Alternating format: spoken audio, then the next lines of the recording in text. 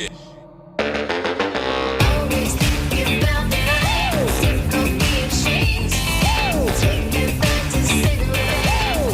Mics are live. Hello. Let's go up to for a wide cam shot. Hi, everybody. Hello. Put music back there. There we go. No, there we All go. right, we are kind of getting involved. We're getting just getting started here. So, whoops, there goes the Yeah, so I actually carpet. texted the girlie. I said, Pubcast is about to go live if you want to see my manliness. Oh, look at that man list right there. I know. That's pretty sexy. Am I in focus there? I think so. I think I was a little dark here. It's a little dark. We were kind of in a hurry here. We just had lunch and we were tired. And the live sign's not on yet. That is true. The live Live side's sign- not on. All right. Hey, guys. How's Hey, it you going? guys We out wanna there- Go do that. Well, Yeah, turn the live side. Go ahead and talk a little bit. All right. Normally, we are able to just kind of see your guys' comments on our nifty iPad, but that went down. Then we decided that we had to do everything on the vMix, and then that started acting up, so it was super awesome.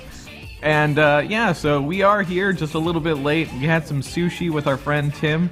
Kind of doing a slightly late birthday for me because I missed his birthday, and not my birthday, but his birthday. It was late for me because remember I missed the first one that we tried to do.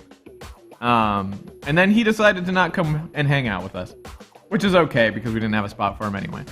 And then, oh, yeah, well, you guys can see my 7-Eleven Slurpee. That was awesome.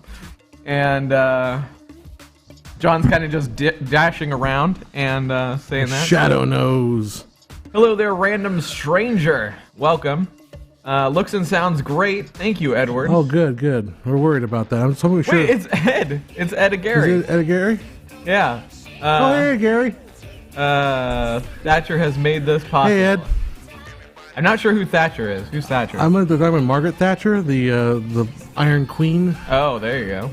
the Prime Minister from England in the 1980s. Okay, fair I'm not enough. sure what we're talking about that, but I'm digging Percival's comments. Very good. Well, Jason, that's good. I got myself a Diet Coke. All right. Hold on you for a sec. Cause what? I said hold on you for a second because I was going to... Oh, hold on you. Oh, okay. Hold on you, not on me. Hold on me. I was... Like, my nose is freaking... Yeah, so anyhow, if you guys are new to joining us on these pubcasts, it's us hanging out here right. for a couple days. I can turn the music off now. There we go. Yeah, there you go. It's us hanging out with you guys, kind of talking about what's going on in the world of filmmaking or whatever, answering your questions. If you have any burning questions, you want to ask us about anything you want, technical or movies we've seen. You know what? I'll tell you about my movie I saw not too long ago. Recently it was Paddy Chayefsky's birthday. I don't know if you guys know who Paddy Chayefsky is. He's the guy that wrote the movie Network. You know that line? Oh, yeah, okay. I'm mad as hell and I'm not going to take it anymore. Which is ironically the way I feel about these days. But so I love Paddy Chayefsky, and I heard he wrote a movie called Marty. You heard of this movie called Marty? I have actually not. It's Ernest Borgnine plays this like 35-year-old guy who's chubby because Ernest Borgnine's chubby. Not a great looking guy. Yeah. He's Ernest Borgnine. He's Ernest Borgnine, yeah. And he's like, he doesn't have a girlfriend. And all his mom's like, and when are you getting yourself a wife there, Marty? You gotta get yourself a wife. Why don't you get yourself a wife? He's like, I'm trying to get myself a wife. Because they're Italian. They're stereotypical Italians. And then he meets this, and just out of the weird chance, he meets this girl his mom's like, his uncle's like, go to that dance club. They always meet the chicks there at the dance club.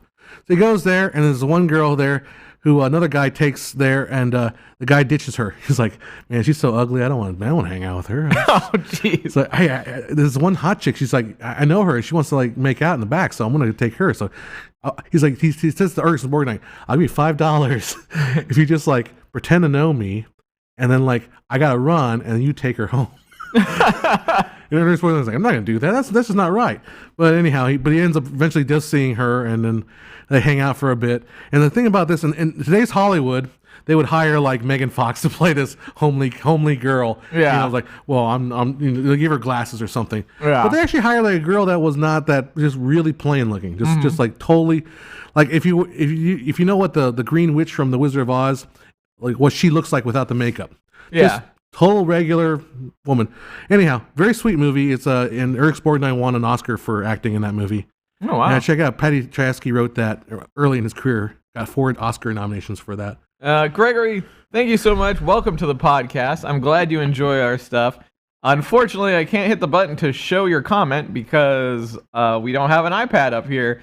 And the only place where I could hit show on is actually walking down to the good old vMix and hitting show your comment. So don't think that we've ignored your comment. It's just the fact that we have no way of interacting with you guys other than talking. And I could get the laptop if we wanted, but then we clutter up at the desk, and then it's like more and more stuff on exactly. there. Watching Godless, good camera work. How do you keep the camera from getting dusty? Well, that's a good question. You don't. I think you just have to, you cover up the camera as much as you can, and then you try to get it away from the dust. But man, you got to just keep that thing dusted. Were you? And then Percival, were you the guy that was telling me about the ASMR? I should make an ASMR video. I think was that from last one? Was that I think you guys the flood of people saying that they wanted ASMR. There you go. In the videos. So yeah, the thing is, I've been doing ASMR before ASMR was a thing, I guess. Yeah. It's called Foley in the industry. We just do a lot of Foley work. Well, thank you, random stranger, for paying attention. Yeah. And again, remember, you guys, feel free to hit us with comments. Though right now, I'm actually rewatching The Expanse. Oh, you're watching it? Yeah, I'm rewatching it. Good. Because the 4th season, it's not for a little while, but it's coming out soon. March, right? Yeah. Well, that's only a month away. Yeah, that's true.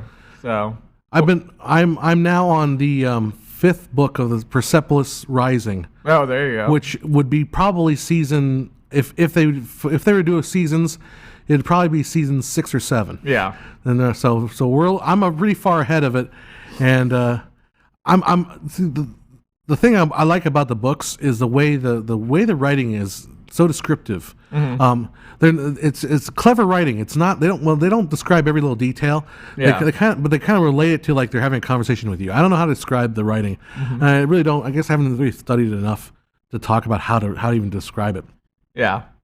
But The Expanse. So there's nothing I was going to bring up about. Oh, the reason why I like The Expanse so much is because it's one of those shows where everything's thought through. Yeah. You know, like I put on Man in High Castle, and I'm apologize to all the Man in High Castle fans out there, but I put on just a snippet of it, and it felt so like it's pity porn almost, or this kind of like dread porn. It's like, or what's maybe more what's the opposite of a utopia? It's the dystopian porn. Yeah. It's like, what's the worst thing that could happen? And then that's what we're going to make. Whereas The Expanse is, what's the worst thing that can happen? And there's other things going on. And how would we react to it? And how would the real world react to it? Yeah. And that's what The Expanse is. That's what I like about The Expanse. It feels real. Yeah. It feels like we're there. The 3rd season ending in itself is like, I'm not going to say what he says, but it's hope and despair at the same time. Because of what occurred, and I love that. And he has it all in a monologue, and it's the greatest. Not greatest. It's a really good monologue. I wouldn't say it's the greatest monologue, but he delivers it very, in that standard way that character or that person does. But the way he does it, of like, oh, all this hope now, but with that, you've created this thing that could be despair, and now we have to find the balance. And you've got the what's her name? The lady you like. Avasavala. I love her. Yeah. It's showing shots of her seeing everything, and all these people that are now going to be, I think, they're still major characters, but have a little bit more role. So I can give you a little bit about, and then sorry for all you people that aren't Expanse fans out there, but I'll give you a little spoiler-free view of what's going to happen. Yeah. Basically. And we've talked about this. I'm repeating that for you, but for the audience too. What happens is if you're not following up The Expanse, they found something called a protomolecule. It's like this alien thing, and it creates this portal into these other worlds. Yeah. Right. And so this and the end of the season 3 is, without spoiling much, is now we're going to be exploring different worlds. Yeah. The problem with that is it changes the way the dynamics between Mars, Earth, and the Belt. Exactly. So now, who wants to live on Mars when you can go these other planets? Yeah, which are literally terraformed and livable, and you just walk outside and go and have fun. But what happens in the next 3 books, without spoiling anything, is that I think before the proto molecule was kind of like the enemy. Like the enemy was the alien substance. Yeah. Now the enemy is going to be our own people. Yep. It's going to be the bickering between the factions of the Earth, Belt, and Mars, and the kind of shit that's gonna like butt heads. Yeah, exactly. The weird thing about it is like the rest of this, so far as I've listened to in my audiobooks, there's no alien presence. It's all, the drama's all human based. Yeah. It's all because of people doing crap to each other. Mm-hmm. So that's what's happening. It's remarkable. I hope they do get to go and do the whole like Game of Thrones and just go through the entire series, because there's a lot of good stuff happening. I don't feel like there's a lot of filler in Expanse. Like No. It very much sticks to the plot, and everything has a purpose and a reason. And I think if they hold to that, I think they'll survive, because I think everybody's like, there isn't a point where you're like, oh man, why did he have this episode? This episode's like not even necessary to you could take this out and still enjoy the show line. Mm-hmm. But you can't do that with one of the Expanse episodes, because if you take one out, you missed something. Yeah. And if they keep to that tight story arc of telling the right story, I think, which is just good writing in general. I mean, I get it that in the past we had to write a lot of filler episodes because a lot of things went 26 episodes. Right, exactly. And so you're like, I need, but now we're into that point where it's like a show can go on as long, and I'm looking this way because I'm talking to you. Yeah. But a lot of shows have now just go like, we're going to go the amount of episodes we need to tell the story properly. And I think that's important now. Okay, let's see. We have a question. We'll go with some questions. Advice. Need to make a trailer for a documentary to get support with limited footage. How can I hype it up? What should I put in the trailer? Put the things that, hopefully your footage shows exactly, just like what we were talking about. Don't just put in random filler in there. Show the footage that gives you gives people the most hype for what you're trying to do. Give it tells the tale of what you're trying to do in this documentary, and at the same time, has some really strong music behind it, and hopefully some strong imagery. Yeah, it's a marketing question, really. It's a matter of how do you get people interested. It's not really even a filmmaking. It is marketing. Yeah. It's let's get beyond footage, all right? Because you can actually manufacture footage for a trailer, or create text, or even have you sitting in a room like this and just saying, I want to tell you about the story that I have to tell you about. What you have to do is communicate to the audience why the story is important, and why is it that you're telling the story, and what makes you so special about what makes you the one that I should support in order for you to tell a story, right? So give me a flavor of what your story's about. Exactly. And Ryan Reynolds actually and Hugh Jackman did a video 2 days ago. Yeah, I saw that. Did you see this? Mm-hmm. Where it showed the coffee. What is it? Smart something. Smart Pan. I don't remember. Whatever the name of the coffee is called. That's how great the marketing was. Yeah, but it was actually really was done well. Yeah, you know those coffee. It was a coffee, but it's Hugh Jackman's coffee, and Ryan Reynolds does the voiceover for it and makes some puns in it, and it's really good imagery and bottom line. And then he's like, "Oh, it cost $1 million or something, some jokey thing." And then they go to Hugh Jackman's, and it's Hugh Jackman sitting on a couch, basically telling Ryan Reynolds to go fuck himself, and then pours the gin out on the floor, table, and then walks away. And both got the point across, but in totally different ways. One was very high imagery, music, voiceover. The other one was quite literally a single person saying 10 seconds of dialogue and then walking away. And still got both. So, if you haven't seen that, go check it out. It might be something. It's called Truce Over or something like that. Yeah. Or Truce or something like that. Yeah, Truce. I think it's called Truce. And Ryan Reynolds, if you are in the chat section, please just say hi. Yeah. But, I will next time you want to do a commercial like that, I'll do it for a lot less than $1 million. Yeah, there you go. Oh, just call me. $999,000.99. Yeah. But it's still less than $1 million. I will put out that kind of quality for less than $1 million. I can guarantee you that. All right. Well, not that's kind of. Yeah. So not a whole lot of chat going on here, so let's chat amongst ourselves. That's true. This week's Chatorama. I don't have a graphic. Well, I guess for certain people it's Sunday night, Sunday morning-ish or early morning, and for others it's their Saturday. Yeah, so. if you guys haven't known, we try to do these twice a month now. Yeah. We do one during the day. Usually on Friday. Yeah, one during the day and one during the night. So let me explain why we're not doing it Friday, because it's my fault, really. I decided my mom's kitchen has this light that was out, and the electrician said, well, I can do Friday. And Friday 11 to 1. And I'm like, oh, okay, Friday. And I didn't have my book that we're going to do Pubcast on Friday. Mm-hmm. And I said, okay, well, they came by at 11, or came by at 1. Yeah. I waited till the very last minute. Oh, of course. And they went ahead and fixed my light, which took them all about 15 minutes, they did it, like, the fact of the matter is, like, I'm kind of scatterbrained right now, but I've got to say this. I tell people, like, don't try to make your own video, hire a professional to do it. Whereas I'm in my house, don't try to rewire your damn light. Yeah. Hire a professional to do it. Because the professional took him like 15 minutes and he was out of there. Turns out what it was my lighting was wired to a ballast. Like, I didn't know that. Yeah. But the professional's like, yeah, I've done this a million times. You're done. And there you go. And then I just would have saved my back. I would have fallen off that high chair because I was standing on the damn high chair. So, yes, hire a professional to fix things when you need to fix them. Yep. So, anyhow, that's why we're not doing it on Friday. So, we're doing once during the daytime for some of our viewers, and then once during the nighttime. Usually the second Friday. Again, because of work schedules and stuff like that, it will be Thursday or Friday or Saturday. It will bounce around. Yeah. A lot. All right, let's see what we got. Oh, hey, that's a good question. You want to read it? Well, first I was going to say, thank you, Judo. It's 25 past midnight in Finland right now. Finland. Sheldon, thank you. Welcome. Welcome, Sheldon.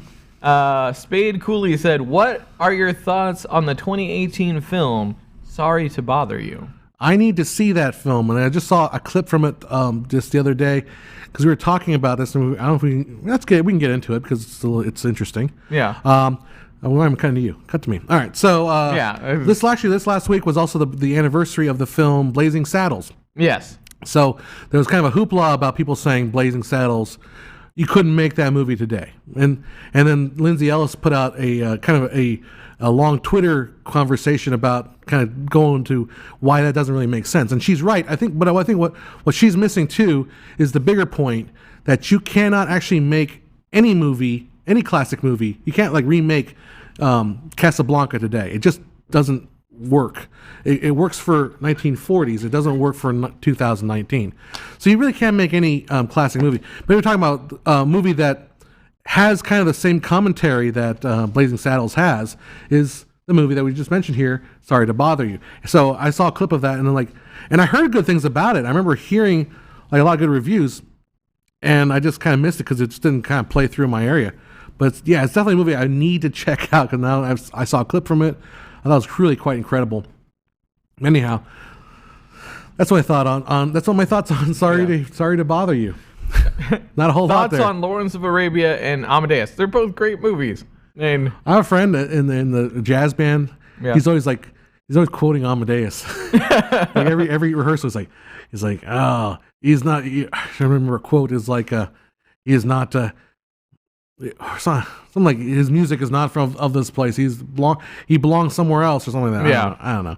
I haven't seen that movie in a long time. I need to see it again. I mean, that's the thing, right? Like, I think the last time I saw Lawrence of Arabia was 6 years ago, and Amadeus probably around the same time. So when I saw Amadeus, I got it on Netflix back when they used to do DVDs. Yeah, it shows you how old I am, right? We're gonna be in retirement homes, like saying, "Where back in the day, you used to check the mail for the Netflix," and then I remember at your work there when you were that one print store. Oh yeah. They would immediately get the Netflix. They would immediately copy, burn with Xcopy. Oh yeah. They'd pirate the DVD and then put them back in the mail. Yeah. That was what they would do. They'd just be like, boop, boop, boop, and back in the mail. Oh darn them! They know what's gonna. Anyhow, I saw I got Amadeus on the DVD. Yeah. And I started watching. I'm like, man, this is really late in the story. He like, and then like, and he's dead. Yeah. Like after 30 minutes, like, holy crap, this was a short movie. Yeah. Like, oh shoot, and I pulled it out. It's like, oh shoot, it's a double layer DVD. Yeah, I put the wrong on the layer. side. Yeah, well. Like, and the thing about those old DVDs, like you never knew which side to put in first. It's like, okay, it says side A on this side. Does that mean this side's side A? Yeah. I need to put it on that? Yep. Or no, I think side A means the others. Yeah, side A is like, side A down, side B. I don't know, it's remember. confusing as hell. Yep. What did you think about the Poltergeist remake? They should have left it alone. That's pretty much. Oh, we're going to talk about this. Oh, wait, go for it. Oh, okay.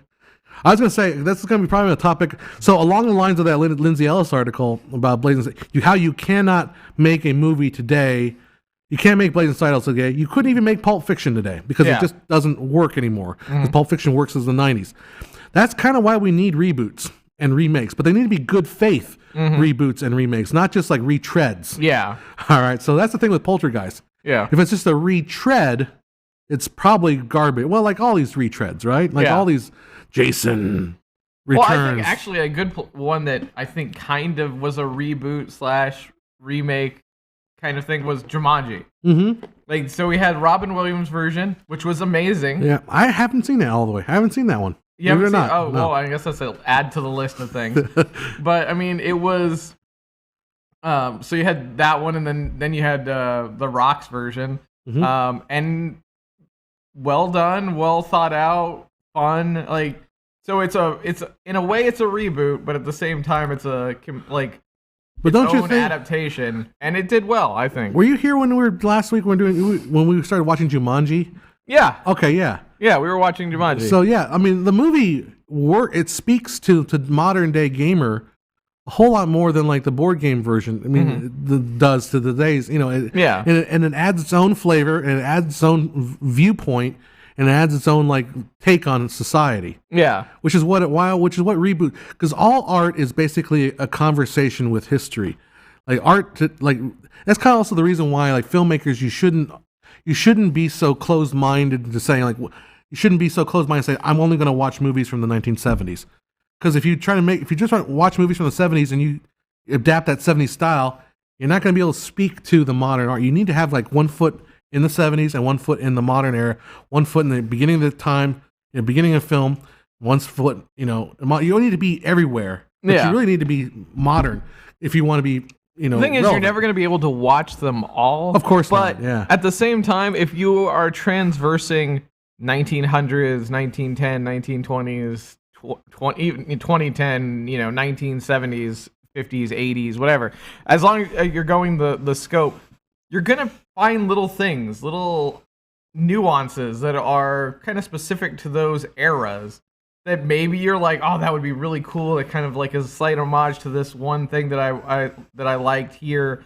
Or, you're going to have little camera things that you might not have done otherwise. If you just were like, oh, the only thing I'm watching is the 1980s, 1970s, 1990s. Like, you know what I mean? So being able to transverse and enjoy, I mean, you're not going to enjoy everything, obviously, because it's just not possible. But, finding those things that you like throughout history of cinema is going to give you little things to kind of pull on when you make your own, or even if you're just, sitting there critiquing other people's stuff, it's like, oh, that's cool. They did a nuance to to another, maybe something that they referenced back then when they watched it.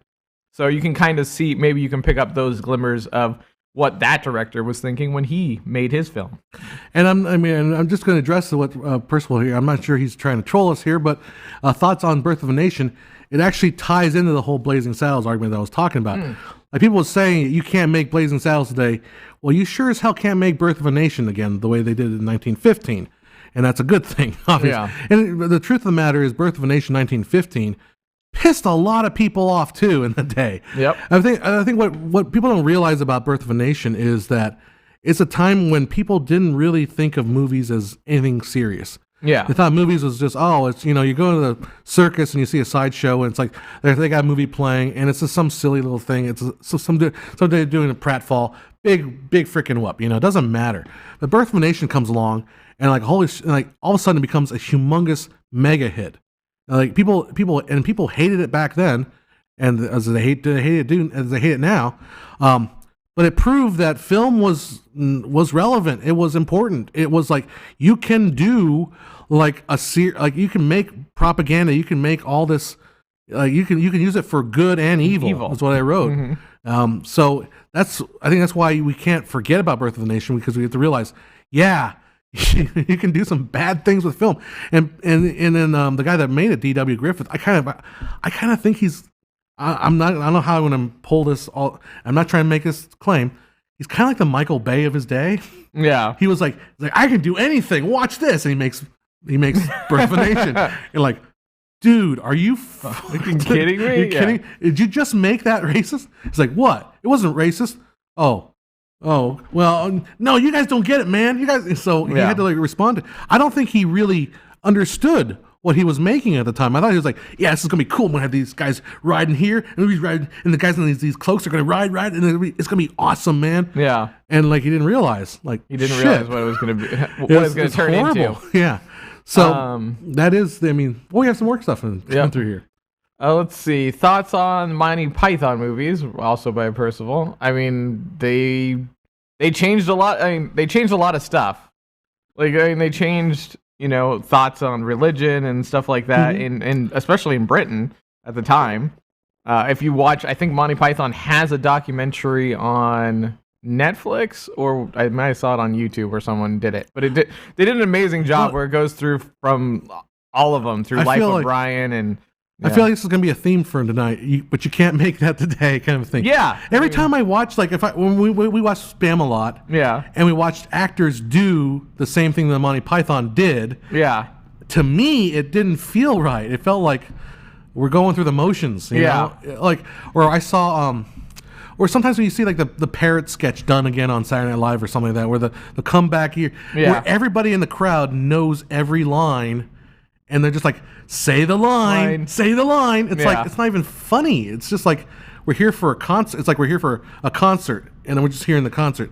I don't know, like, I like Monty Python movies and what they did at the time. I don't like them when they redo them, like, word for word. Yeah. It's the same thing with Mel Brooks and Young Frank. Have you seen Young Frankenstein on stage? No. So there's, like, a lot of things like, a lot of the same punchline jokes, like the one, where like, okay, whatever you do, don't push the button. Whatever I tell you, and then like they push the button, and it's like, I've heard that joke. It was kind of old when they did it, and it's kind of the joke of the whole thing. That is like that old Catskills kind of humor. Yeah. But yeah, it doesn't work that well. Anyhow, we got some more coming through. Let's see.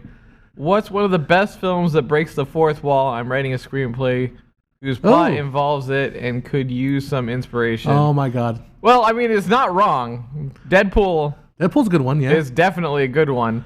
Ferris Bueller, his Day Off, is a good one because he sits there and talks to you throughout his thing, tells you these stories, and you feel like, but you don't feel like it's taking you out of...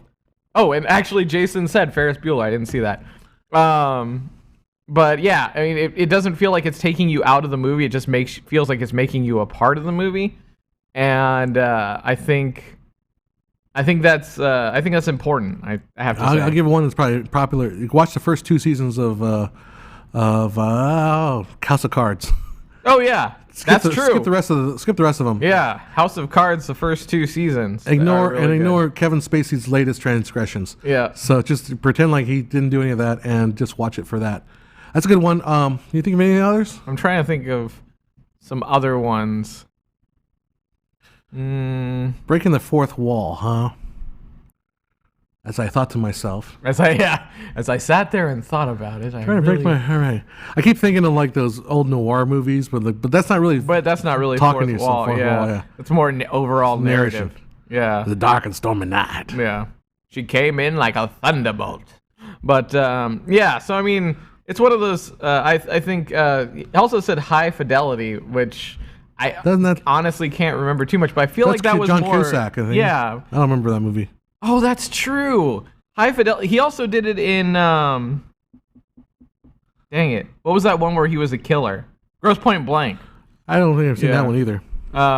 He's like, oh, how do I tell her? That for my last business trip I went to Guam and killed the president of Guam with a fork or something like that. But yeah, Moonlight on TV used to do it a lot. Yeah. Yeah. TV's a good example if you look for some stuff on TV. Oops, I'm going the wrong one.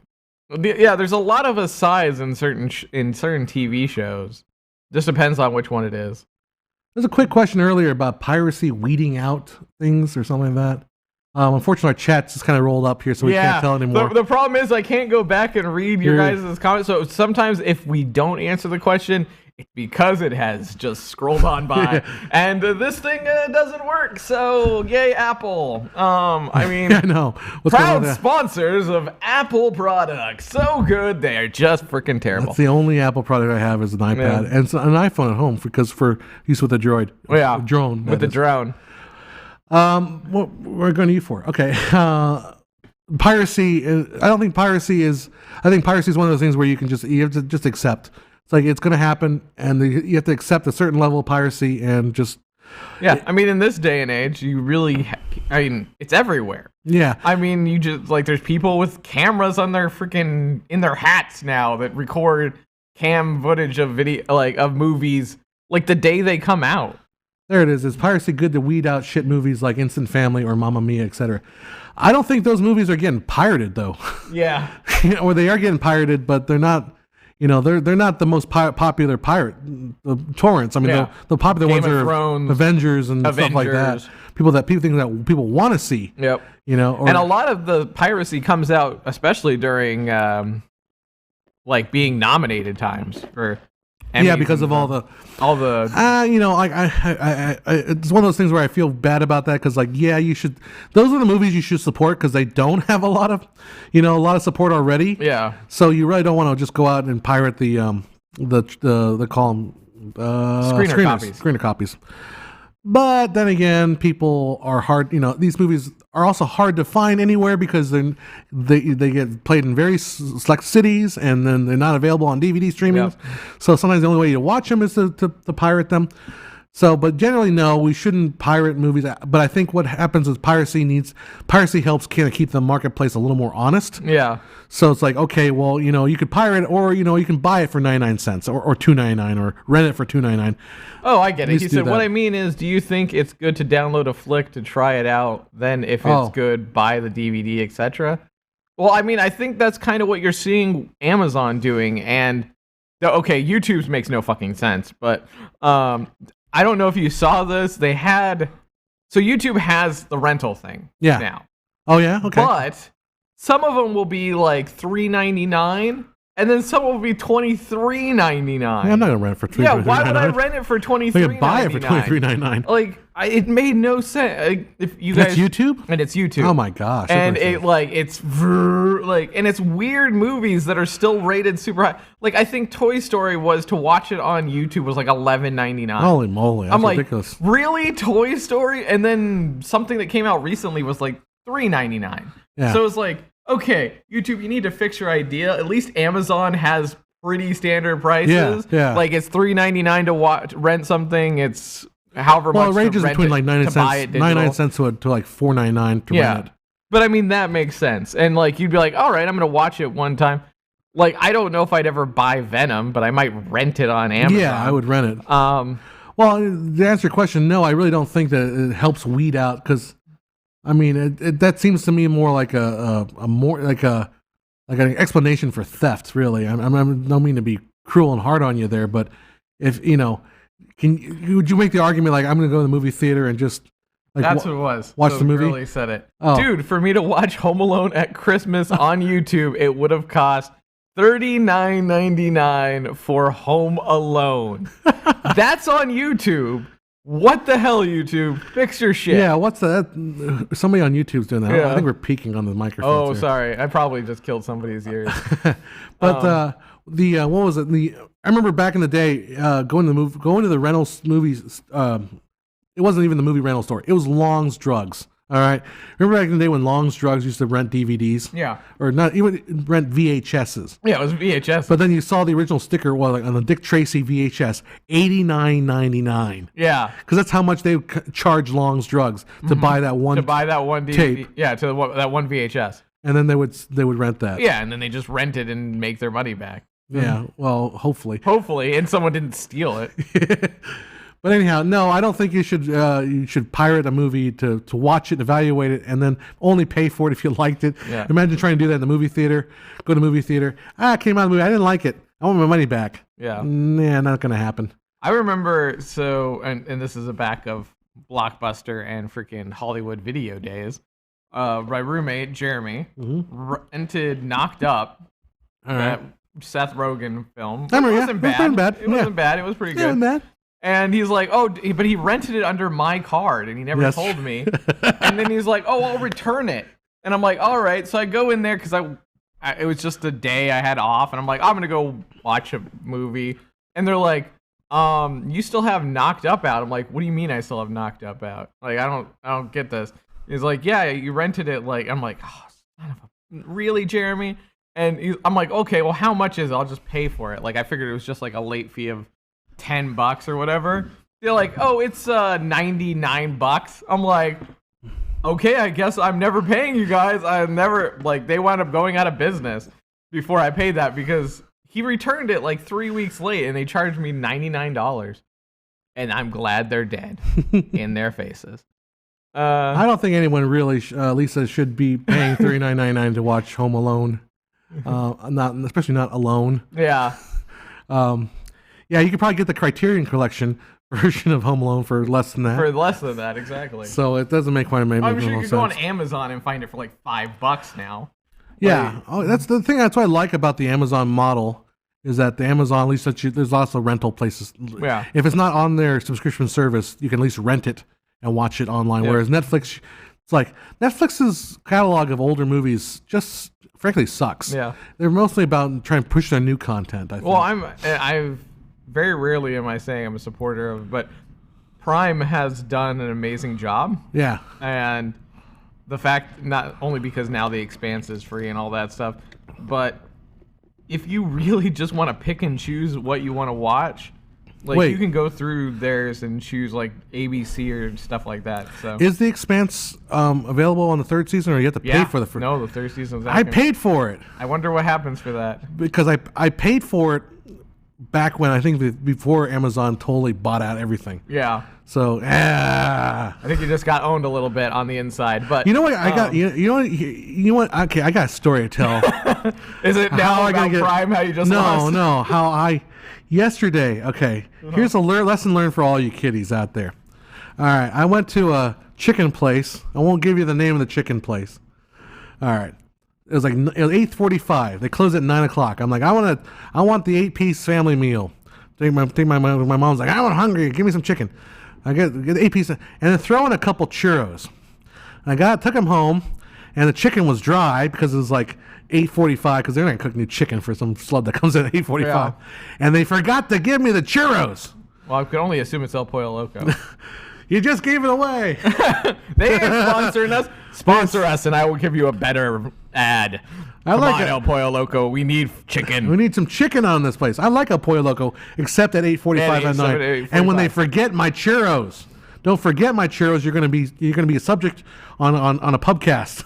Yeah, that's what you get. That's right. For not giving my $1.29. I got screwed out of $1.29 last night. That's right. Everybody go to El Pollo Loco's Twitter and tell them this podcast exists and that they need to get us some damn chicken.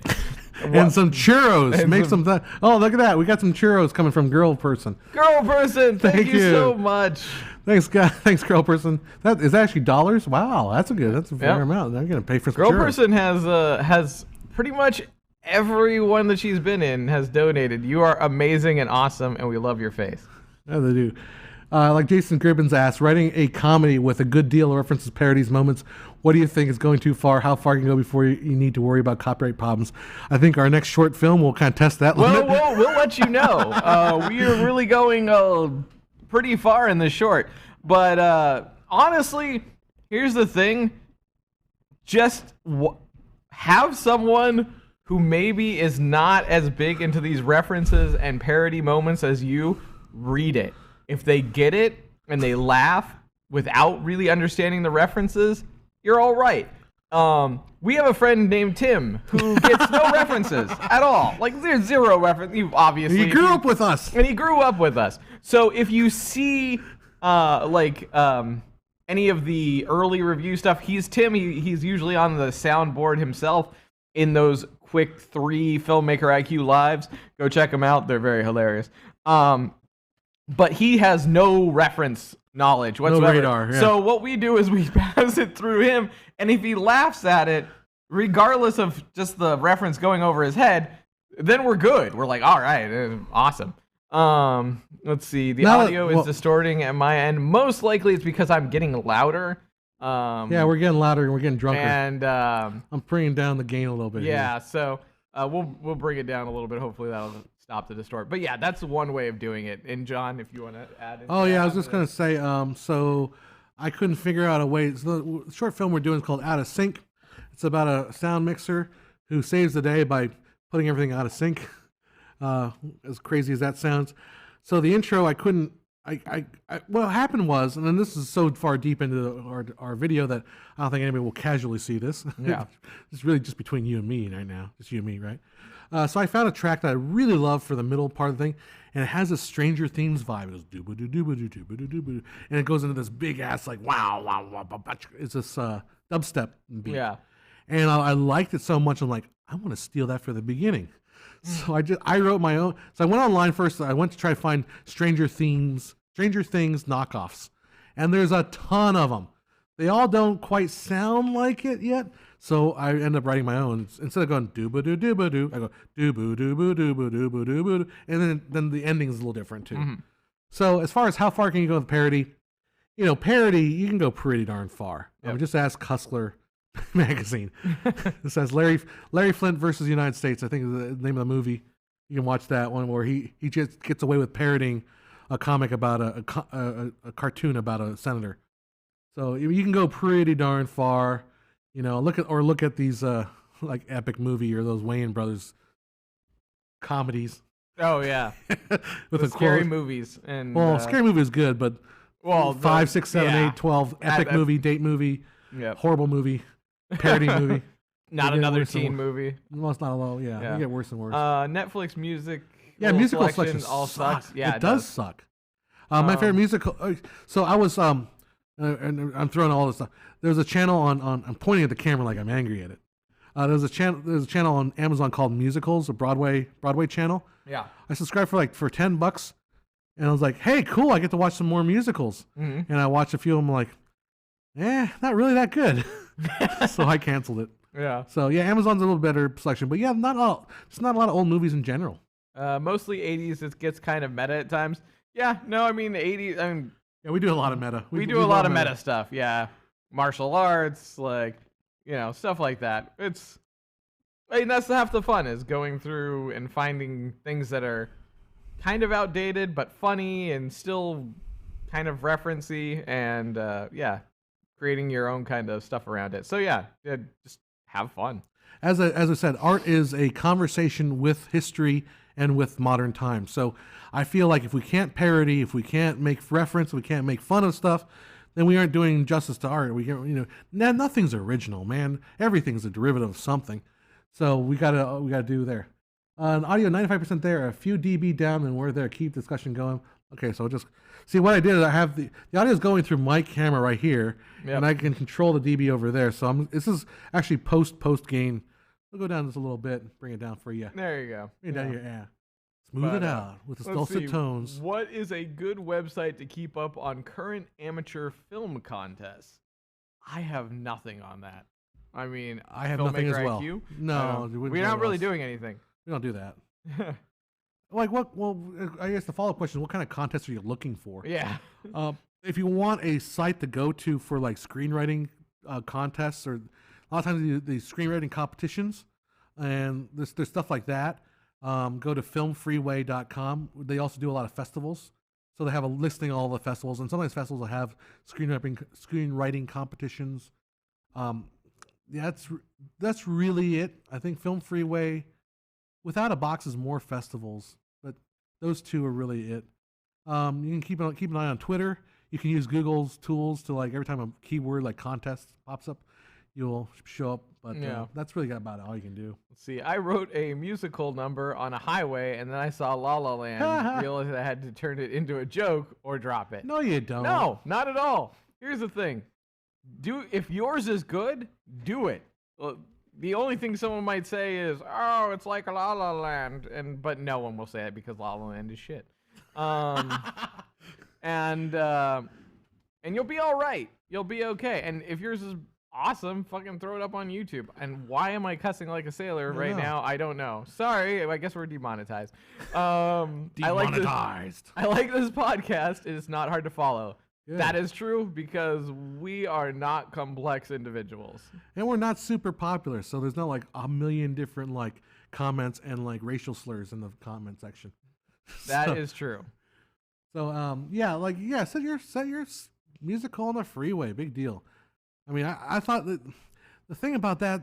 However, I would suggest a road that you could easily block off. Yeah, don't ruin people's lives. I would say that the freeway thing might not be a good goal because 1, don't endanger the life of your crew. 2, don't endanger the life of the drivers, and 3, don't inconvenience yourself that much. So La La Land, was that even? I mean, you want to talk about pointless, unnecessary things? That freeway dance scene was completely pointless. Yeah. Like none of the characters in the scene in that dance scene showed up in them later in the movie.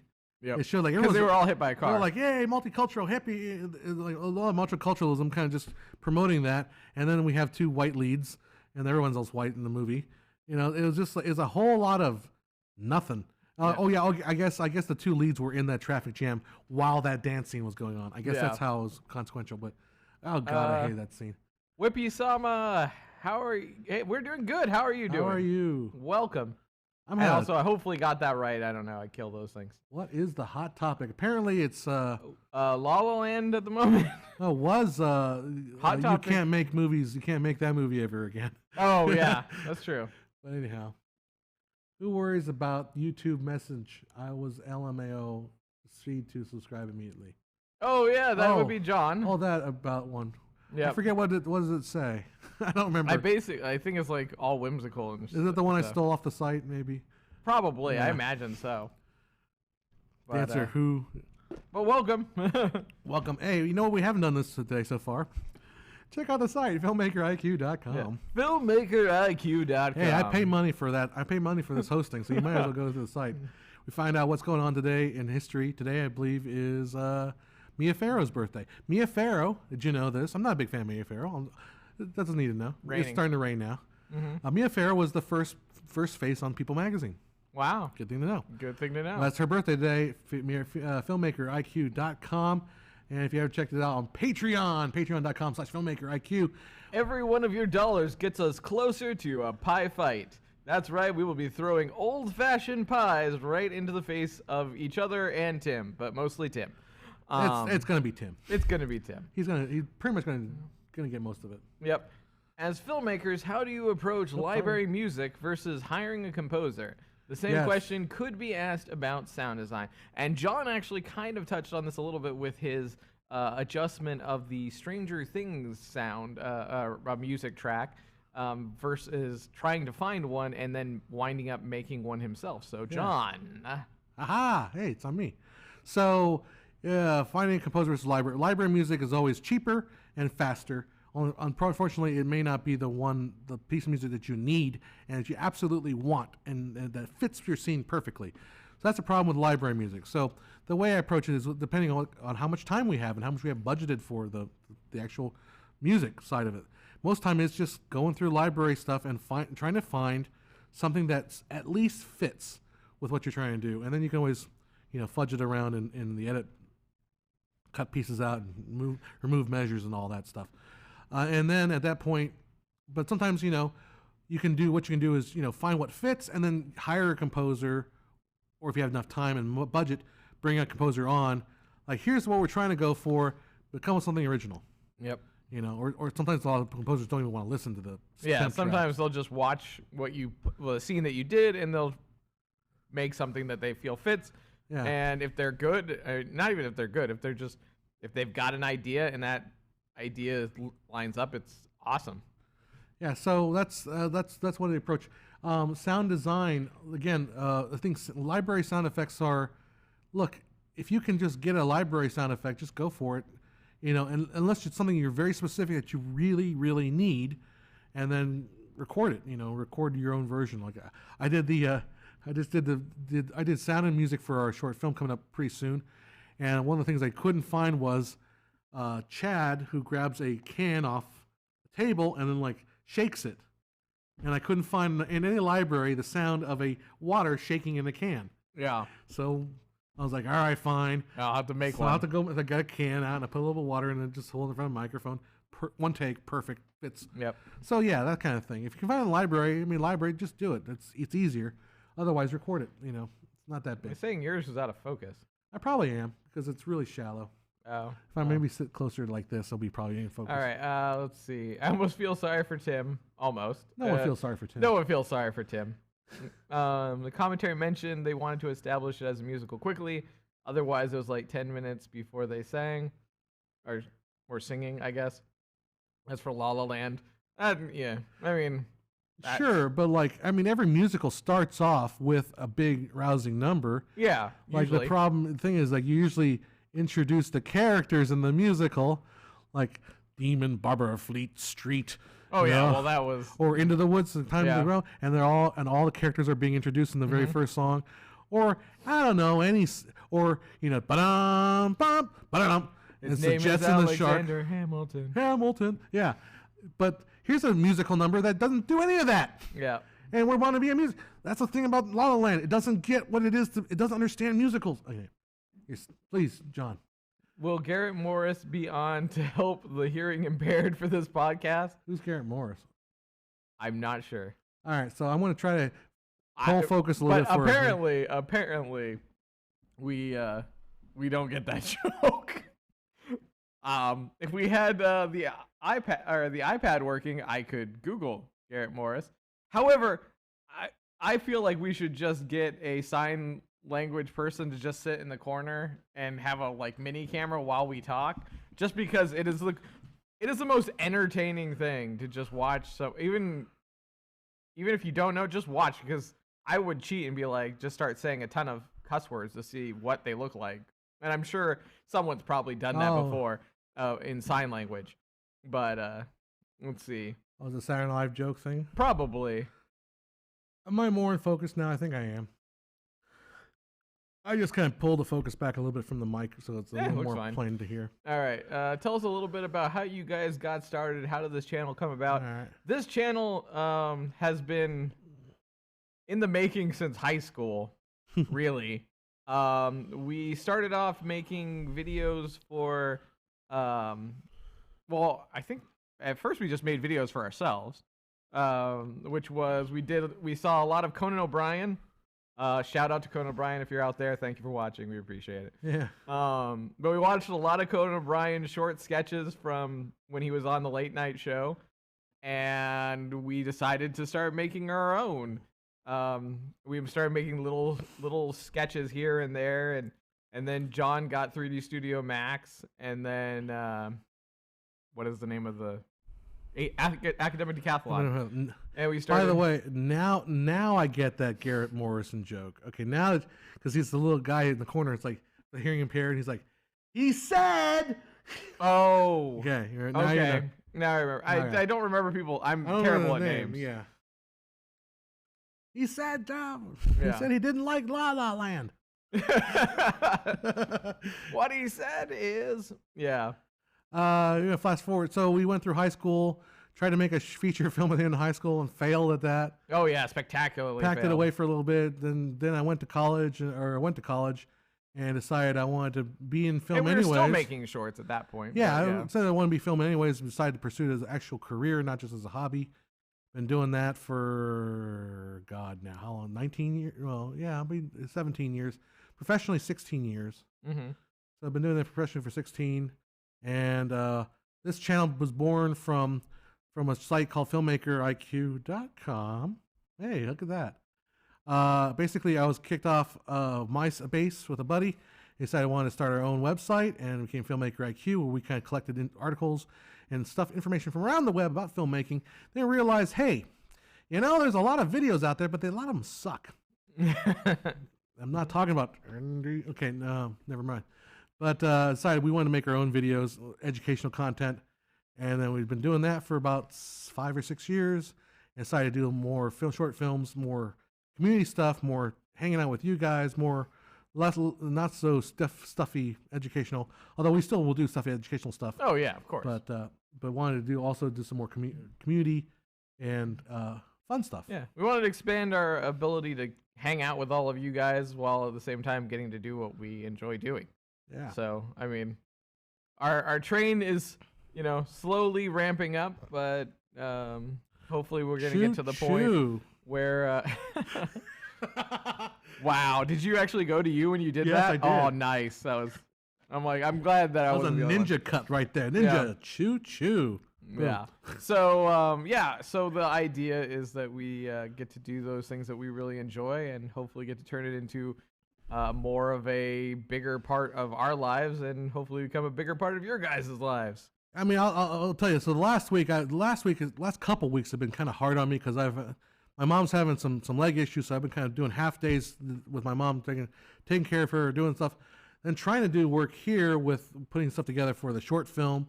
We have a sponsored video on the history of time code, and we got to do the behind the scenes next. Trying to put all that stuff together. I wish I could deliver quicker and faster content for you guys. The stuff takes time. The stuff that we produce is not. It's not like a wham bam daily kind of thing. It is kind of a slower burn. I like to when I finish a script, at least like to give it a day to look at it the next day and like, okay, I need to correct this. So, all this stuff, the animation and all that stuff takes time. So yeah, thank you for being, hopefully patient with us and what we put together. I like to do these live things as a way to just kind of keep in touch and keep relevant with you guys. Yep. And also kind of feel where you guys are thinking about.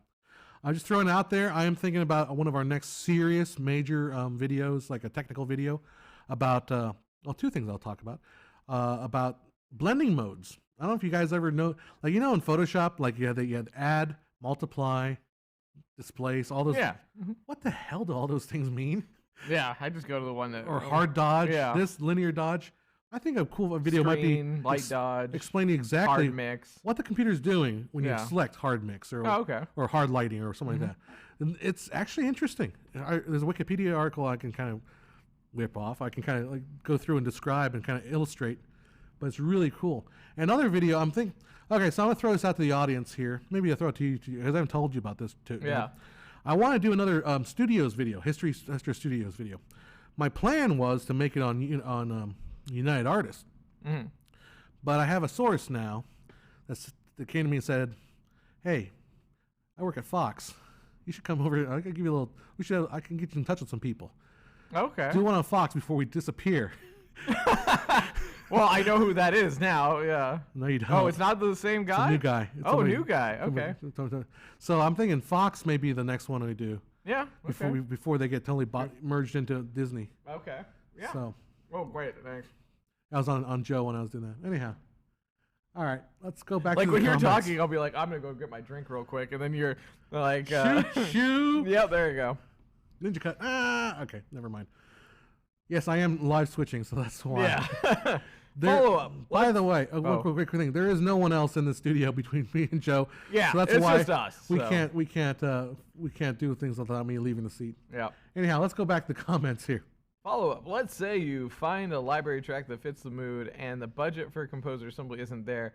Will it influence the final cut / creative ideas? Oh, yes. Yeah. Oh, yes. Like I was saying, like I found that track. I love that track so much, I ended up deciding to make my intro Stranger Themes themed. Yeah. Because it just fit that track. So, yeah, definitely. Or here's the other thing. Stanley Kubrick, the famous story of Stanley Kubrick, right? 2001 Space Odyssey had a composer in mind, and they put this. They're like, okay, well, Stanley, here, let's put some classical music, Blue Danube as some temp track, and Kubrick loved the music so much. He's like, the composer did a nice job, but I'm going to stick with this classical music. Yeah. So that becomes an iconic.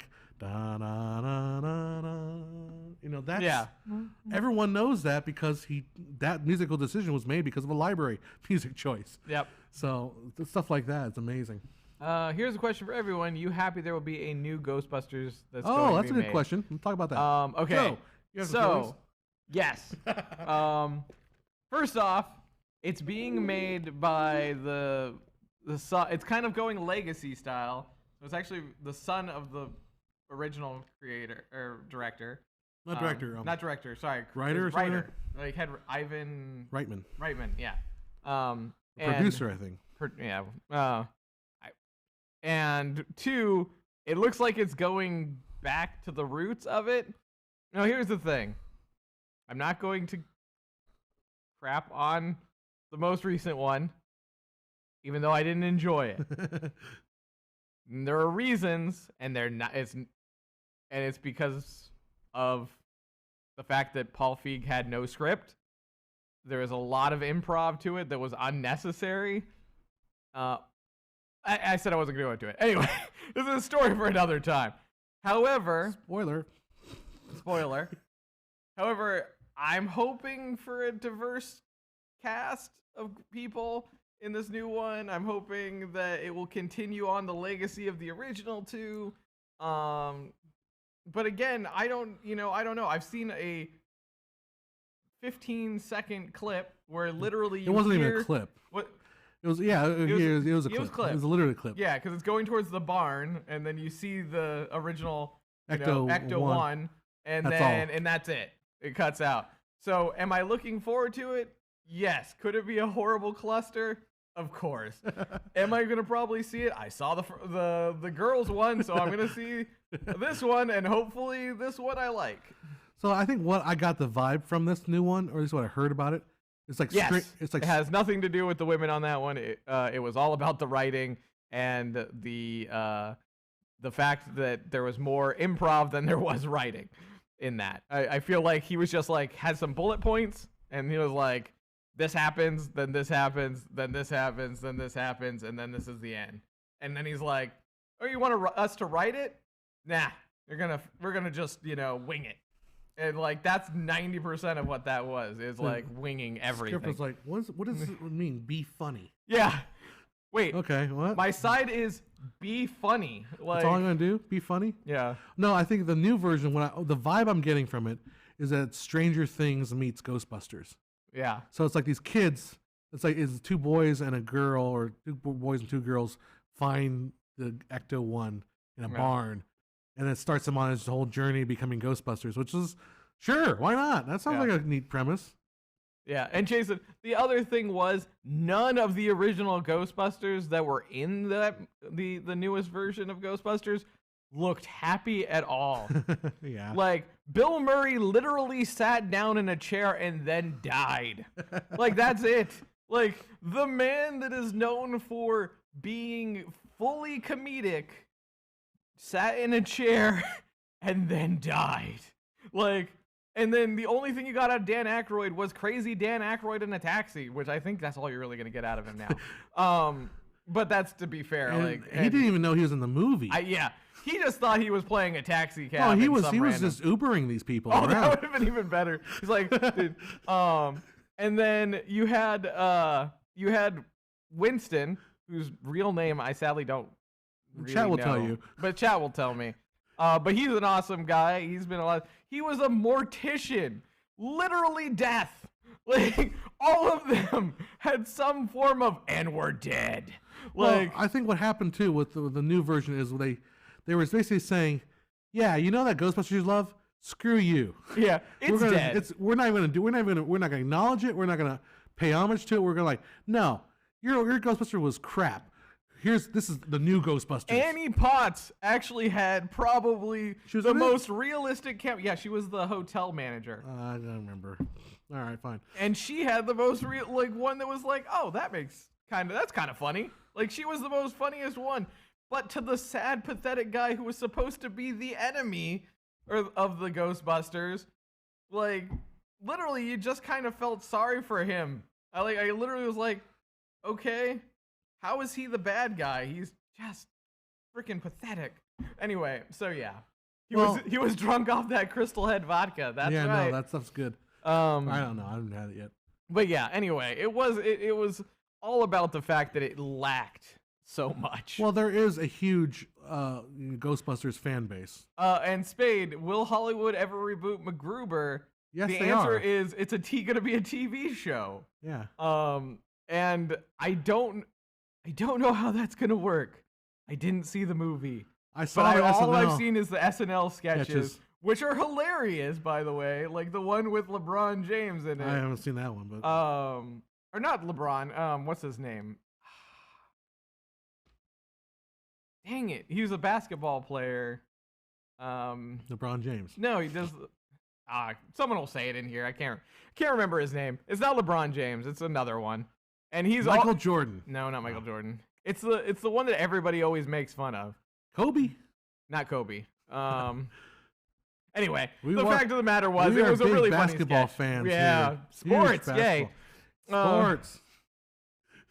But yeah, so again, MacGruber will be a thing. Yeah, if they could pull Rick Moranis out of retirement, that'd be great. Yeah, well, Rick Moranis voluntarily went into retirement to take care of his kids because his wife passed away, which I thought it's a sad story. It's a sad story, but I mean that's some commitment. He was like, I'm gonna spend full on time with my kids. They did grab Sigourney Weaver at the end. That made no sense, because it just proved that, and like Kate McKinnon is freaking hilarious, and just was not in that movie. And Sigourney Weaver tried to have her capture Kate McKinnon's craziness in a way, and it just felt really awkward. No, not Shaq, though. Shaq was funny too. Oh, I can't think of his name now. I'm gonna have to I might have to look up the MacGruber thing so it says the FT on it. But not to totally derail, but hold on, go to John. All right. Going to Carl here. Follow-up to the follow-up are composers and sound designers. By the way, if it's still distorting, it's probably just because we're getting too close to the mic and we should just back off of it. Composers, sound designers, too expensive to engage? If so, what would be a good approach to the situation? As far as sound designers, I mean, not to derail the MacGruber talk, but the sound design, it's just a matter of time and cost.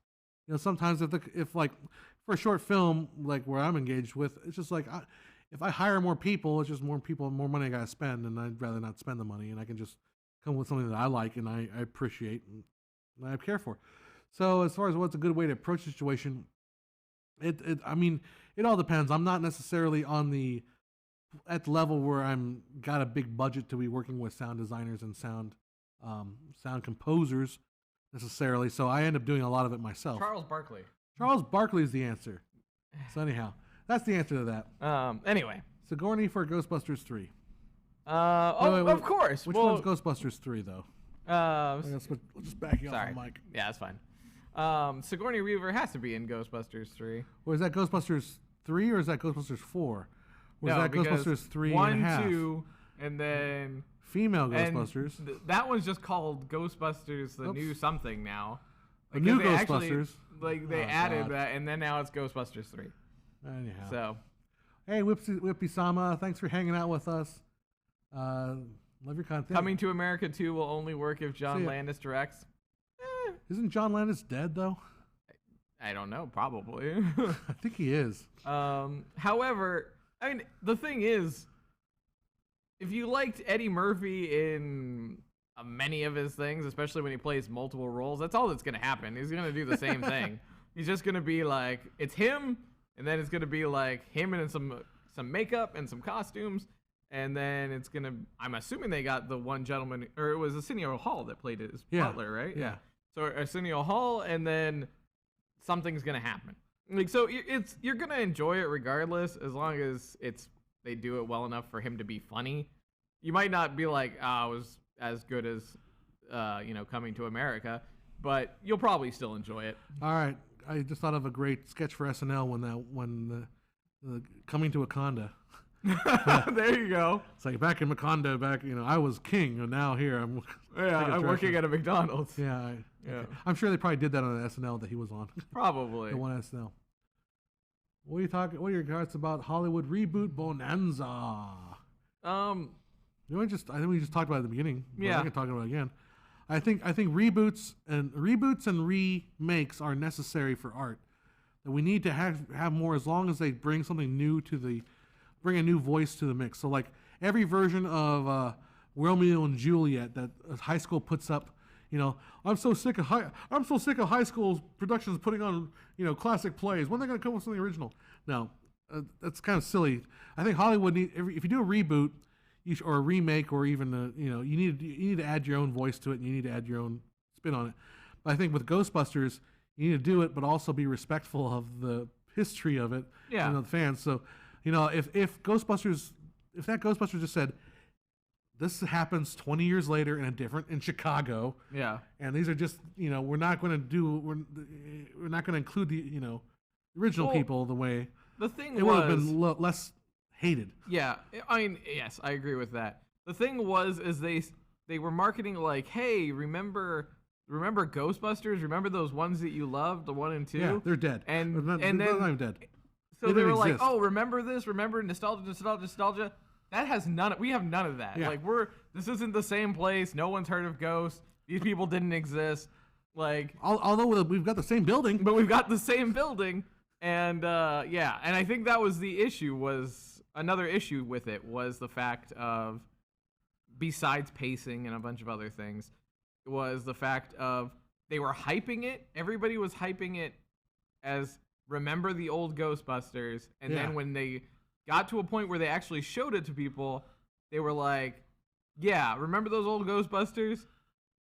Nothing to do Screw with them. Yeah. Like, legacy, be damned. And you didn't remember the roots of where you came from. Whereas I'm hoping the new one will be like, you remember the old Ghostbusters? Here's what happens next. Yeah.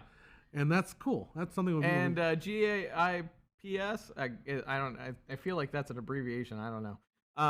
But yes, the video game was very much the third movie. Why in the 2019 are we still talking about Ghostbusters movies? Because it'll live on forever. Yeah, it was a topic of conversation forever to be had.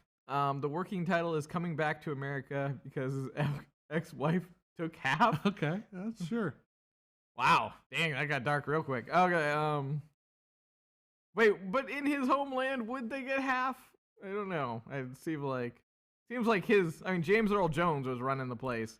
Didn't seem like there was a half moment in that place. Maybe they were just reviving divorce laws over there. Yeah, they were revising divorce laws. Country they're from. And she was like, screw it, I'm taking half. Half the country. Yeah, half the country. You can no longer step west of there's the just 42nd degree line. Yep. Hi, Mohammed from Egypt. Hello and welcome. What time is it? What time is it in Egypt? My bad. Oh, that's a good question. Welcome to the chat. All right, we're getting close to the end here. Got about 15-ish minutes. Yeah, so we'll go hang out for about 15 more minutes. Make sure you check out filmmakeriq.com. Take a few more questions. And, of course, go to the Patreon. Oh, yeah. If you want to get yourself a nice t-shirt like what I'm wearing, or if I put over one I'm wearing here. Yeah. Ooh, beautiful. Filmmaker IQ t-shirt. Or you can get a 24 frames per second t-shirt, which is still one of my popular videos, unfortunately. Or fortunately. I won't dog it. But go to teespring.com/filmmakeriq. It's probably on the shelf below you if you don't have an ad blocker turned on or something like that. But yeah, check us out there. And, yeah, okay. It was a part. Okay, for the stand-up. I gotcha. I gotcha. Reference to his stand-up. Yes, wing it. Shoot 24 frames a second. And don't shoot anything other. Shoot 30. You can shoot whatever you want, but 24 if you want to look cinematic. Boy, I had a conversation the other day with somebody's like, I shoot trains. I need to shoot them at 60 frames a second. And I watched his footage, and it was horrible. Yeah, it was disgusting, and it was one of those things where it's not just the 60 frames. He had his shutter set way too high, so the trains were like stuttering at 60 frames a second. It really makes you sick. If you think stuttering at 24 makes you sick, 60 makes you sick. Yeah, it's disgusting looking. Anyhow, sorry about that. Here's one. Do you think it's more cost effective to rent or buy equipment for a shoot? Good question. Depends on your budget. I would say. Also, it depends also on your ability and what you're renting. Yeah. So I'm a firm believer in you need to own a camera. It doesn't need to be the most expensive camera. It should probably be it should be something you can afford. If all you can afford is a cell phone, that's fine too. But you need to have a camera so you can practice with the camera. But you don't necessarily need to have the most expensive camera. In that situation, you can rent those. Again, the difference between renting and by the way, I'm also a professional commercial filmmaker, which means clients call me up and like they want a video. And I will rent cameras when I need them, but I always have my own personal cameras I can always bring to a shoot. So I have something, but I do rent stuff if I need extra cameras. So the question is, my point was, if you are putting together a film, if you are a working videographer or a commercial filmmaker like I am, you need to own a camera, at least one camera. You just have to. You can't rent you could, but it gets to the point where you're constantly renting. Well, yeah, and you don't constantly, and you can't really get really good solid with any one camera. Yep. So the answer is yeah. But if you are if you're just making one-off film, rent. In fact, don't just rent. Hire a cinematographer who has his own camera, or his or her own camera, or rents a camera. So yep. Quite a long way around that question, but yes, it is better to rent if you can, but always own something that you can practice with. If that helps. Yeah.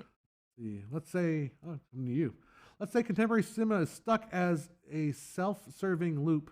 No, it isn't, though. A lot of innovation is going on. In what way could contemporary cinema revitalize itself? All right, self-serving loop. So you're asking a hypothetical, and then you're setting a hypothetical up, and then you're asking for a solution to the hypothetical. I'm not quite sure what the point of answering that would be, because the hypothetical doesn't exist, and therefore the solution for the hypothetical doesn't serve anybody any help. Maybe if we bring it to a personal level, like if you find yourself, Joe, if you find yourself in a rut. You're making the same damn movie making the same content every time. Mm-hmm. What would be the way to get out of that? Well, we tend to write our own stuff, but I would try to avoid writing things that I continue. Like so I wrote something called the Gunslinger, which I didn't know was the name of a book or a character in a book, which is the Dark Tower series. But we do a lot of comedy stuff, so I kind of wanted to write something that was uniquely more Western and more lacking in comedy, more drama, I guess, or more, more of a media role with thoughts and how everything speaks. So for me, my it wasn't a rut, but it was the idea of how can I change what I'm writing to fit a different narrative than what I'm already doing. And so that was that. I sat down, I wrote something, and whether that gets done or not, but it at least allowed me to see, like, okay, because I can write the comedy, we can be funny, we can throw in the references. This allows me to go, okay, no references, straight A to B, with a full story, real quick. Maybe a 15-minute short is what it would come down to being. So for me, that was how I got out of what would be construed as my rut, and how I kind of revitalized my enjoyment. And it was doing something completely different from what I normally do. I guess it seems a little contrived, but I mean, that's kind of, I think, what we're trying to go with is just sitting there and going like, well, how can I take myself from comedy and put myself into more of a straight-laced kind of drama, and write something for that. And, continuing to change in and out of these kind of things keeps you not feeling like you're stuck to just comedy or stuff like that. And I think, just say hi to Victor Bart. How you doing over there? I jumped on my train of thought. But the thing about just getting in a rut too, personally, it'd be more. It's one of those things where it's like, go ahead and expose yourself to different things. Yeah. It's like, go ahead and look at other material, and if you feel like you're getting into a self loop, break it. Like necessary. Some people are happy with being in a loop sometimes, and sometimes there's comfort in being in a loop because you know how things go. Yeah. You know how to end something. But obviously, it's one of those things where it's diminishing returns. It's like, okay, you get a loop, like, all right, it's comfortable, but then it gets too comfortable, and it's like, okay, now you're getting lazier and lazier and lazier. Yeah. And it gets worse and worse and worse. Well, and also at the same time, it's like you get into that loop in that rut kind of way when say if we were doing the same short that we just did over and over again with only minor changes, I mean, we'd get more polished at it, but at the same time, you're not getting that same enjoyment and kind of thrill of doing something new and different. It would just be, we go up to LA, we do, we get the actors, we shoot in that exact same spot, we do the exact same lighting, we do the exact same setup, and then we close out. Then, you know what I mean? So at that point, you're getting into the rut of not being able to enjoy doing something different, meeting new actors, So I think the leaving that loop gives you more of a rush, I guess it would say, because you're meeting new actors for this first time. You're doing new shots. You might be doing something like an entirely new setup that you haven't done, whether it be green screening in a car or doing all these other things, and finding those things that you're like, oh, this was really cool, but this shot I never want to do again. I'm gonna find new ways to work around this kind of shot. I want to just go back real quick to Bushman's comment about the contemporary cinema being stuck in a self-serving loop. The other thing I think we forget, when we blame Hollywood for all these things, is we forget the role the audience has involved with that. Because if everybody's still watching it. Exactly. If you went and you made another bad movie and it still makes money, it's not necessarily a bad movie. People are actually buying it. People are actually kind of going and seeing and enjoying it. So the audience is responsible for that loop. So you can't say, well, Hollywood's stuck in a loop. No, Hollywood's responding to what the audience is wanting or what the audience is saying that they want. Yeah. Anyhow, that's... does Lady Gaga's Oscar nomination open the door for Cardi B and Ariana Grande? I don't know. Behad Baby? Had B? I don't know. I don't know the middle one. Etc. for serious drama roles in films. If they can act and they do a good job, of course. I think that's the thing we all forget is Lady Gaga did an amazing job just in general, but there are plenty of times where somebody like Jennifer Lopez she did actually some good ones, but like, who's another? Britney Spears, I think, did one, and Jessica Simpson, I think, did one. They were and they weren't great. Like, what's her name? There's a story coming on Reddit about the American Idol winner, like when she signed the contract when she won the first one. Mm-hmm. What's her name? I forget. Mm-hmm. Her thing was, her contract said, you have to be in this movie. Yeah. And she's like, oh, crap. Yeah. She's like, I read this. It's Justin to... Chat will know the name of the Exactly, Jason, if they have the chops. Chat will know the name of the girl. She's like, she read the script like, this is crap. Yeah. It's like, all right, I'm contractually obligated to do this movie because I won this contest. So she made the movie. It flopped, and she has a pretty good career from now on. But yeah, and the thing about singers as stars, it's not unheard of. I mean, Julie Andrews was a singer. Mm-hmm. She came from the Broadway. When we had Broadway, Doris Day was more of a singer, known for being a singer for. It was like the big bands that she was involved with. So it's not like singers transitioning from music to film is not really a new thing. It's actually pretty old.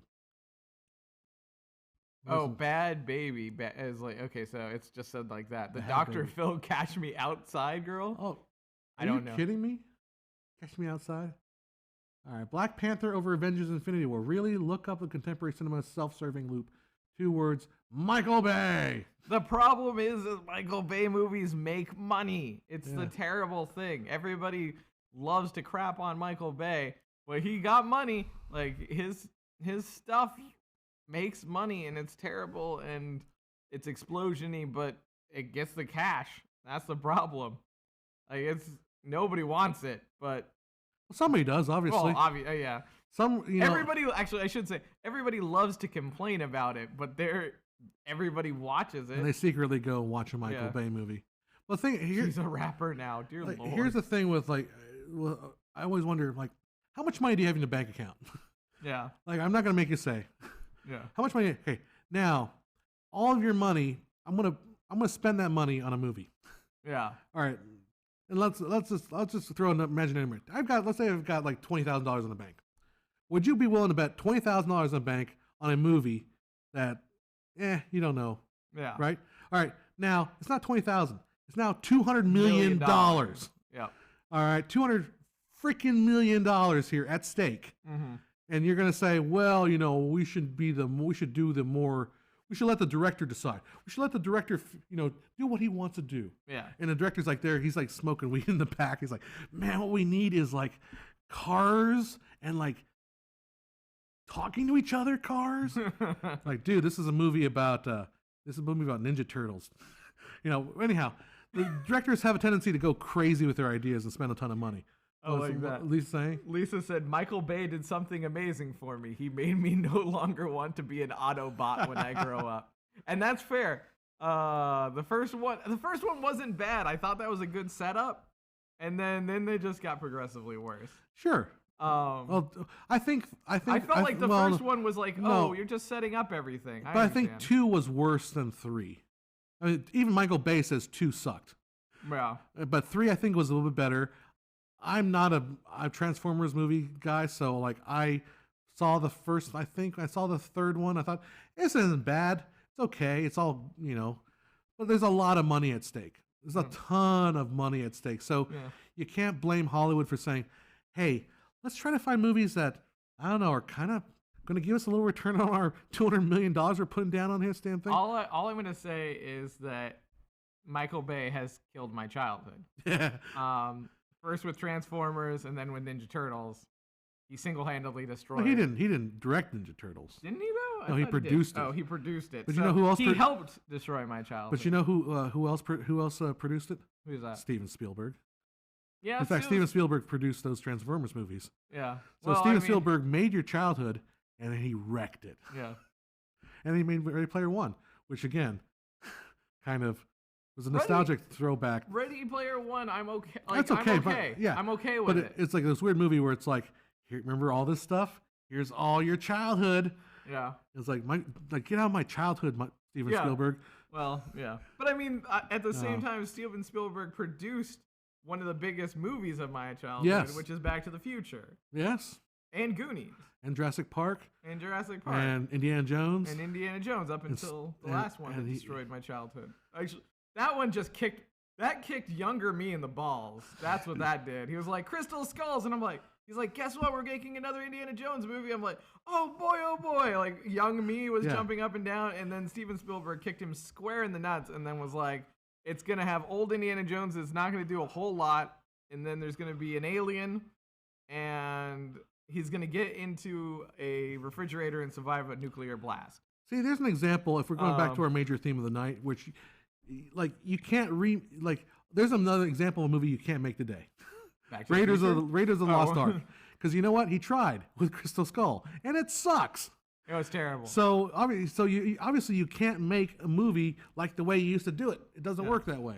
Well, here's the thing. It should have just not been Harrison Ford anymore. Yeah. Like, it goes to the reboot thing. I would have been okay if they had been like, Chris Pratt is the son of Indiana Jones. Yeah. And now it's like, because at that point it was the 50s, early 60s. Yeah, it was 50s. Like, yeah. And so, like, this one could have just I don't know. And it's hard to say if even that would have worked, because as you get into the 60s points of it, not as much. And you lose the connection, because it's the Indiana Jones is about serial movies from the 40s. And about 50s, archaeology. And they were trying to do the 50s sci-fi twist to it. But it was terrible. Anyway, it just goes to show you can't. It goes to show you can't make them the way they used to. Yeah, because you literally can't. You're not supposed to. I forget who it was that I watched that said the moment the computer generated monkeys mole rat popped out okay. in the very beginning, you knew that you were writing a shit show. And I was like, that's fucking true. See, when I was a kid, I used to play Indiana Jones on a VCR in loop. It would just like loop and I'd get my toy figurines out, and I would sit on the edge of the couch with the top of the couch in, and I would drive the car. Like, oh, you need to help, they have a fight or something before the car goes over the edge of the couch, right? Yeah, my mom didn't know that, because I watched Raiders of the Lost Ark when I was a kid. My mom didn't know the end. She thought, oh, Raiders of the Lost Ark, I'm assuming she must have thought that it was like more wholesome because it had God in it or something. Well, it has God in it, yeah. Yeah, but she didn't realize. I don't think she ever realized the ending was that all the Nazis' faces melted off. What's God And punishing? she would put it on because my mom cleaned houses and Yeah. stuff. So she would put it on and then she'd go and do the thing. And I swear to God, I saw their faces melt off like 10 or 12 times. And like, I'm like, that might have had an effect on my childhood that I just watched Nazis' faces melt off over and over again. But that was in between seeing Star Wars for the first time. That was like all those old great class Back to the Future. And I bring up the whole like riding along the edge of the sofa thing. Is like that was also the era of the side scroller play, Super Nintendo. Oh, yeah. Nintendo. We play side, so everything was side scroll. scrolling. Everything was 2D. So like when I was playing with my toys, everything was we're going to run off that cliff. We're going to run off the cliff. Yep. But nowadays it's like, how about we just stop the car and turn around? Make a go in a U-turn. third direction. Yeah. But like in that scene where. In Crystal Skull, when they're going by that ravine or whatever. Oh yeah, it's just like why don't we just stop or turn or go some other direction? Why are we going parallel for miles and miles on end? Yeah. Anyway, that is our. You can't make films like they used to. Yeah. Just don't. Apply it to that. Why am I cutting Joe? I don't know. I mean, it's okay. Anyhow. But yeah, so long story short, a lot of destroying in my childhood. Anyway. Now that we've gotten to the end where I'm pretty sure it was just a rant of we're all yelling at each other. All right. I think let's wrap it up, guys. So if you guys haven't gone there, go to filmmakeriq.com. Go to support us on our Patreon. And if you have not bought a t-shirt, or if you would like to buy a t-shirt, go check us out get your 24 frames per second, your Film IQ logo, and a Filmmaker IQ logo t-shirts and some other ones.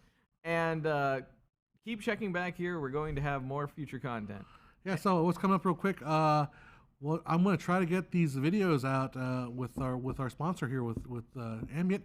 We got some history of time code, out of sync, and maybe the behind the scenes video. I'm going to work on some other IQ bits, which I haven't figured out quite which one I want to do yet. And maybe we'll do that Fox video, the history of 20th Century Fox. Or Fox before it became 20th Century Fox, and then so forth and like that.